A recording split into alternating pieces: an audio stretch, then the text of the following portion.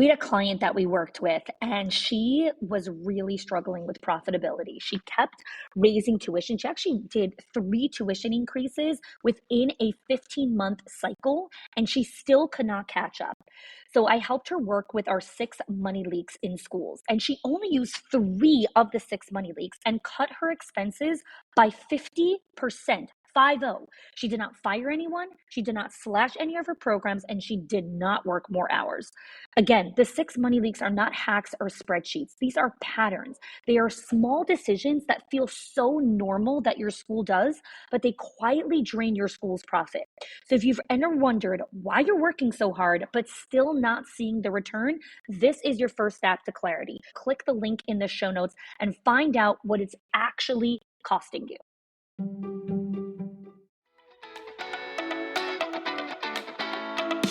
Welcome to the Schools of Excellence podcast, where we have conversations about education, leadership, and building a school of excellence. The goal on this show is to bring you clarity, up-level your mindset, and give you practical strategies and inspiration so you can show up with confidence and trust your decision-making. I'm Chani Wolshansky. I'm a mom of 4 under 10, a former New Yorker, and been in the early childhood field my entire life. And I'm so grateful that you've joined me for this conversation.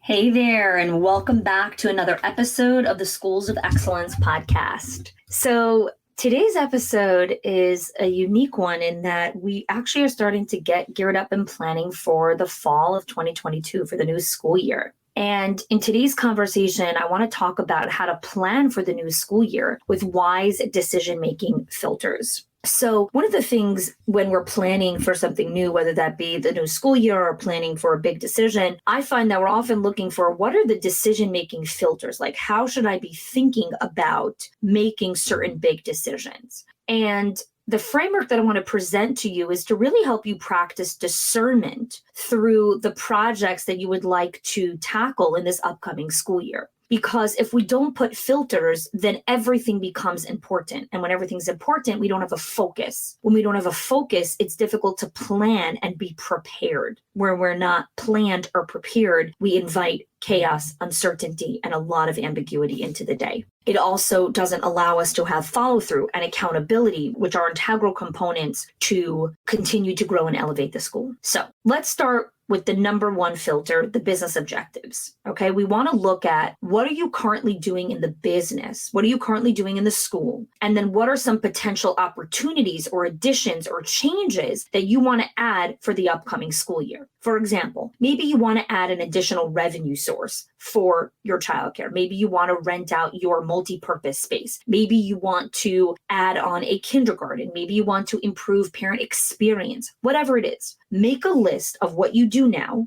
currently, all the things that you currently do now in this school year. And then I want you to make another list of what you want to add or remove or change for the upcoming school year. Okay? Now, as you work through these 2 lists, you're going to ask yourself some questions. Okay? What are the ways that your school currently makes money? Is it only through tuition? Is it, is that your only revenue source, right? You want to think about what are the ways that your school currently makes money. Number 2, what do you want to offer next year? Is there a new offer that you would like to add to your existing offers in your school? Number 3, what is the experience I want for my parents and students? Now, while you're listening to this, you may be taking notes. I also have a workbook that comes with this that breaks down everything that I'm talking about in the episode right now. You will get access to this worksheet. This is a worksheet that we created for our owners in our Owners HQ group. So in our Owners HQ group, it's a group of owners and executive leaders who are working together with training and coaching and mentoring to achieve their goals and build their school of excellence. And so throughout the program, we create resources that are helpful to help the leaders reach their goals. So this is one of the resources that we created for them to plan for the new school year. But I realized that I really wanted to also create an episode on this and also really give people a taste of what we actually do in our Owners HQ program, right? We get a lot of questions about what goes on over there. What do you guys talk about? Is it valuable? What am I going to learn? What am I going to gain? Well, this is one of those things that we do inside of the program. So you will get access to that worksheet. The link is in the show notes. So that's number one, is the business objectives. Okay. Understanding what are you currently doing, and then what are the potential opportunities or additions or changes that you would like to make for the upcoming school year. So that's the first filter, business objectives. Second filter, financials.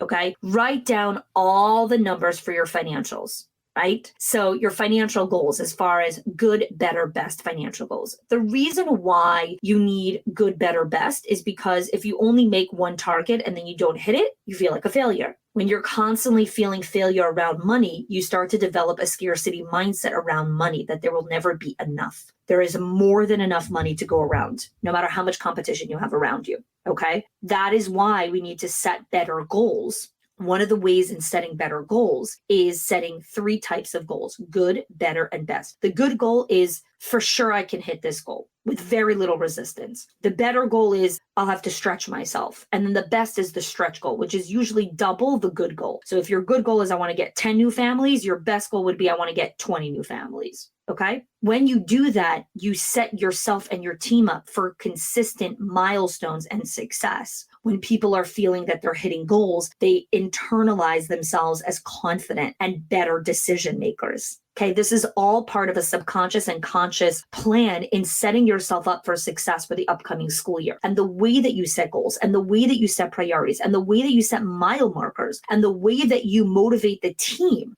are integral components to building their internal resilience and confidence for when there is a rainy day, which is coming. Rainy days always come. The question is, are you prepared? Okay. Once you create the financial goals, always have that conversation with your CFO, your accountant, whoever it is, and then bring it to the team. Okay. Now, let's go to the next part of financials. The next part of financials is looking it through this next filter. Again, this episode is all about understanding the filters. I often find people come to me for coaching, for training, for mentorship, because they're trying to understand how to become better decision makers. They're trying to understand, how do I make this decision? Is this the right thing to do? And the more you can learn what filters to put on what decisions, the easier you can trust your internal compass of that the wise person inside of you will come out and know what to do in those moments. So let's talk about your financial goals. What are your goals that you can hit given these 4 things? Time, money, people, resources, and energy. Given the time that you have allocated, energy, resources, people, money, right? What can be your financial goals?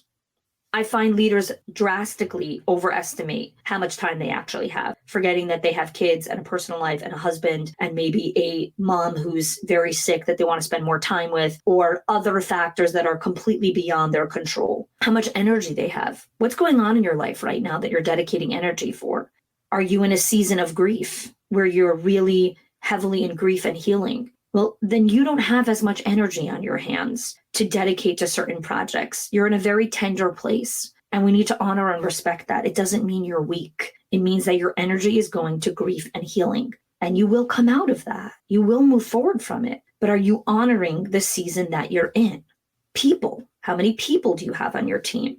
And how much money do you have to invest, right? You got to have money to make money. So this episode, again, I want to just bring context, is decision-making filters. I'm not giving you tips and tricks and strategies. Those are things that we really dive deeper into our, core programs, our Directors Inner Circle, our Owners HQ program, our legacy group. That's where, the SOPs and the systems and processes sit. This episode is about enlightening you on the different ways to think about things and the ways to make decisions. Okay.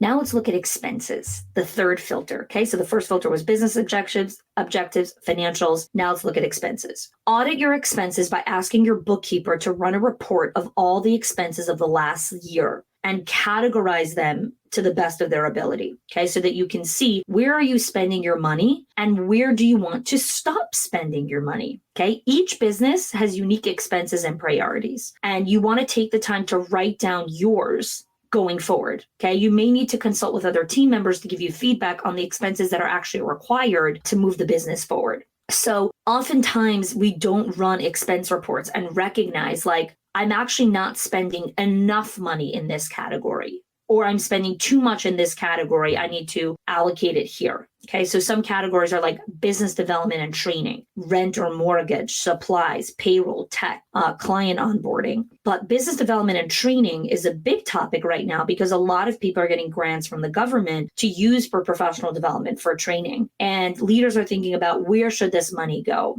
And I oftentimes feel like leaders take a very one-dimensional approach that the money should go for the staff. We should train the staff. The staff need training. And yes, the staff do need training, but the leaders need training. The leaders need community, training, mindset work, leadership development, so that they could be the best leaders to create the environment for the staff. It's the ripple effect. It starts with you. And so if you're sitting on a pile of cash and saying, okay, where does this go? I think the first question I want to invite you to ask is, have I invested in myself recently? Am I part of a coaching group or a training program? Or is there an event that I want to go to that can up-level my mindset, my training, my networking group, my leadership skills? I want you to think about that. Again, there's so many out there. You want to discern what makes sense for you, but asking yourself these questions is the first step towards making the right decision. Okay. Where will we put money to see a return in connection with our company goals? So whatever your company goals are you putting money towards getting those company goals? You want to be intentional about where the money goes and calculate, right? What are you estimating is going to be, coming up? So for example, if your goal is to enhance parent experience, quality care, and retention, those are directly correlated to investing in business development via leadership training for your management. When you invest in management training, the better they are able to hit the goals and metrics of the business. So always think about, okay, so if my goal is this, well, how do I get there? Who needs the skills to get there? So let's pause for a second. The filters have been so far business objectives, financials, expenses. Okay, and we spoke a lot about understanding the business development side and how that's an important expense in the business. Now let's go to defining projects. Okay, this is the next filter. Once you understand your business objectives, you start to write out the projects that are needed to achieve your new objectives. Okay, so for example, we have a project that we want to start renting out our multi-purpose space, or we have a project that we want to build out a better parent retention system.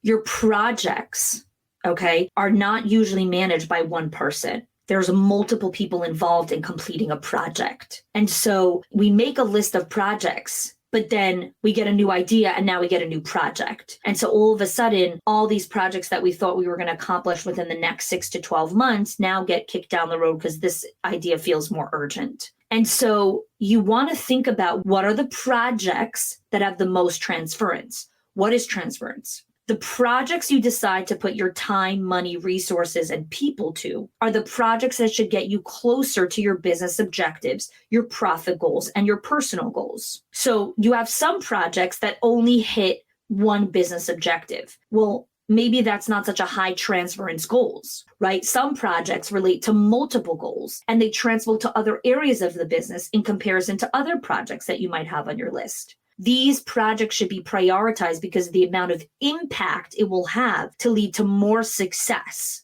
One of the things that I've noticed so drastically in our directors program is the directors have all these projects that they're getting from the owners that they need to do, but they're not scoping them out properly. And so they don't understand how much time it actually takes to complete this project, or how much money it will take, or how much energy, or how many resources or people it will pull. And then the owner's coming in like, why isn't this project done yet? I'm ready for the next one, right? But you haven't completed the first one. You haven't even started it yet. And in the owners group, there's a lack of understanding of project scope because owners are typically visionaries and they don't see the details of a project scope or how much effort will actually go into the completion of this project. I'm guilty of that. I'm a visionary, but I've created systems and processes and people in place that when I present a project, my team has been trained to say, yes, maybe let me scope the project first. My team never says, yes, we're going to go ahead with this project or idea when I present an idea. They are not allowed to do that, right? I will call them out on it. Like if I present an idea and they're like, oh yeah, that's a great idea, let's run with it.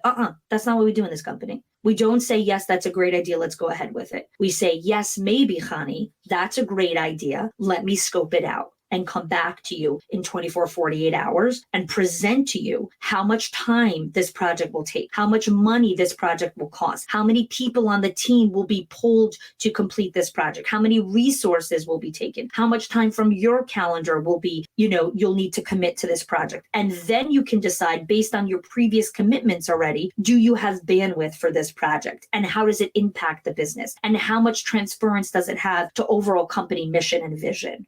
And so now you're thinking, well, then I would almost say no to every project because yes, exactly. You're going to start practicing the mature skill of discernment, of not saying yes to every idea and project that pops into your brain. Welcome to being a visionary. I have 50 ideas before breakfast every day. If I acted on every single idea that I had, my business would shut down.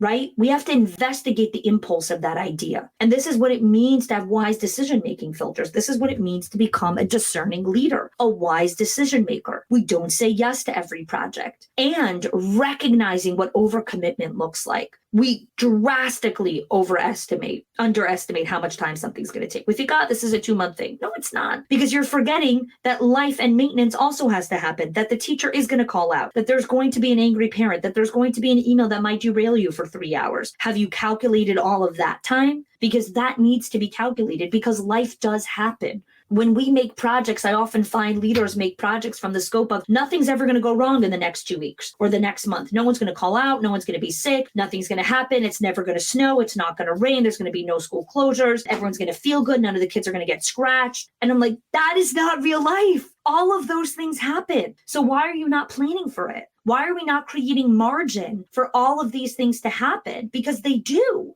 So that when you're trying to complete a project, you're not constantly met with frustration of why didn't we hit the goal yet? Well, you didn't hit the goal yet because you forgot to calculate light. Kids get sick. Kids get runny noses. Sometimes you had a hard morning because you were in a really difficult conversation with your partner. And the next day you can't concentrate as much on the big project that you needed to do.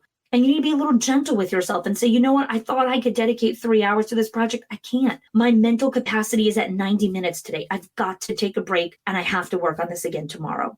Well, now you're already behind. But what if it wasn't that way? What if there was more space? This is a huge concept that we're going to be teaching in our directors program and in our owners program, understanding these concepts. This is a huge contributor of stress and uncertainty and all of the overwhelm that so many of the leaders are experiencing. There's just too much. There's too much. One person is trying to do too much. We are not machines. We are humans. So let's close the loops here. Okay.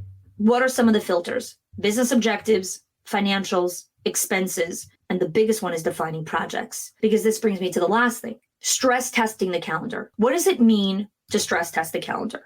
Okay, well, now that you have all your projects defined and organized in order of importance and transference, now it's time to stress test the calendar.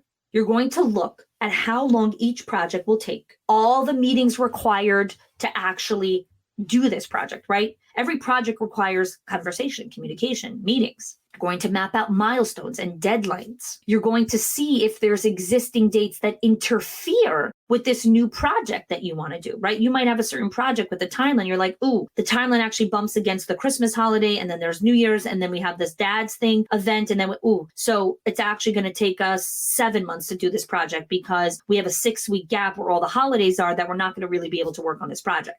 Projects begin to overlap. And so now you're like, ooh, this might not work. You want to be able to fit in your projects and allow enough time to complete each milestone and have bandwidth for edits, for possible roadblocks, for everyday tasks, for that season of the school year. And then this ultimately changes your project due dates and the amount of projects that you will allow, the amount of things that you allow to work on. Hiring is always a project in your company. Do you have time on your calendar allotted for hiring? It's not a one-day thing. It's not you do hiring in August and, we're done until next August. No, you're not. You're not done until next August. Well, if hiring is a consistent project, there needs to be space and bandwidth for it on the calendar. You don't do payroll in September and then never do payroll again. You don't pay your people once a year, right? Payroll is every 2 weeks or every month, whatever it is, or every week. Is there space allocated for that?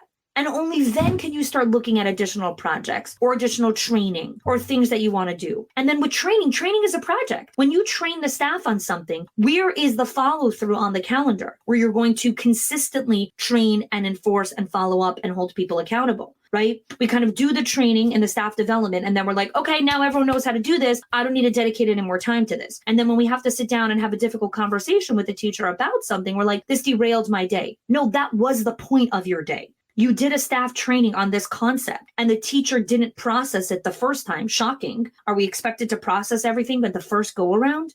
And so she needed to have a difficult conversation. But that derailed your day because you didn't anticipate that you might have to have some conversations with teachers privately. You will plan for them, right? So let's take an example here, okay? Renting out a space project. Let's say, because I've heard this a lot, like we have some space, we want to rent it out, we want to bring an additional revenue stream. Well, during the kickoff meeting of renting out this space, which is a whole nother concept that I talk about, every project needs a kickoff meeting, right? We're kicking off the project. Let's talk about all the stuff associated with this. You might have 4 milestones to hit with this particular project, but maybe you only have allocated 8 business days to complete that project. And maybe those 8 business days is going to be over a 6-week time period because there's so many other factors. You need to look at the calendar. What is happening from start of the project to the end of the project? What are the holidays? What are the vacations? What are the events? Every member of the team who's part of the project needs to share their capacity to be able to complete this project. What are the interferences that might come in where you need to adjust the length of time needed to complete the milestone? So these are some of the things I invite you to think about when it comes to planning for the new school year with wise decision-making filters. Again, we have our PDF inside of the show notes that you can download to help you guide through this process.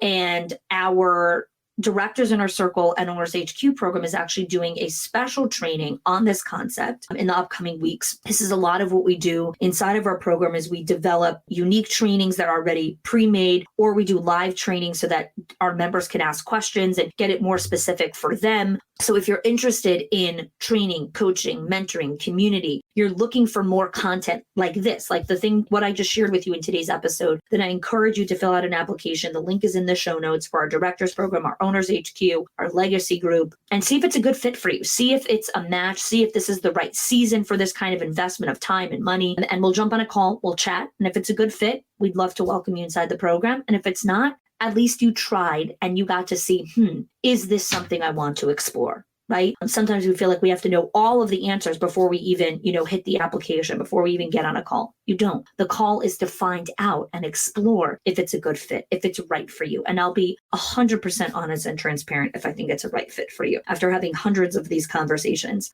I know who's a good fit. I know who's going to benefit from the program. Depending on your season of life, what's going on in your school, the structure, your business model, we'll be really transparent about if we think we could really support you and your journey, or if we think there's some, other channels that would be best. So wishing you an amazing day. Thanks so much for joining us in today's episode. If this was helpful for you, please share it with a fellow friend, school leader, director, owner. You could click the copy link button in the show notes and, share that with a friend. And if you haven't had a chance, would love if you can rate and review this podcast. Leave us a review. Reviews help us become more exposed and more visible to other school leaders who are looking for content like this. Thanks so much for joining and have a great day. If you are loving the Schools of Excellence podcast and have gotten any value out of it for your school, I would love if you can do 2 things for me. 1, subscribe to the show so you never miss an episode. And 2, can you please leave us a review? Reviews help other school leaders know that this is the place to learn how to build a school of excellence. And I would be so grateful if you can do that for us. Your help and support makes this show to be able to be listened by the thousands of other school leaders all around the world. Thanks so much for listening, for giving us your time and attention each and every week, and I appreciate that you have joined us.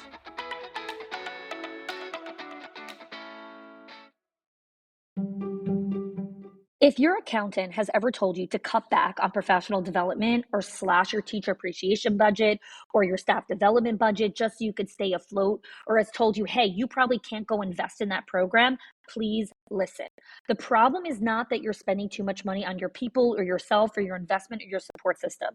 It's that your school has invisible money leaks that are draining your profit, leaks that no spreadsheet will ever catch or accountant. So I created the 6 money leaks of schools that show you the 6 core areas that schools lose money every single month without realizing it. If you close even one of them, your profits will start to soar without sacrificing your team. Go get it now and stop blaming the things that are actually building your school.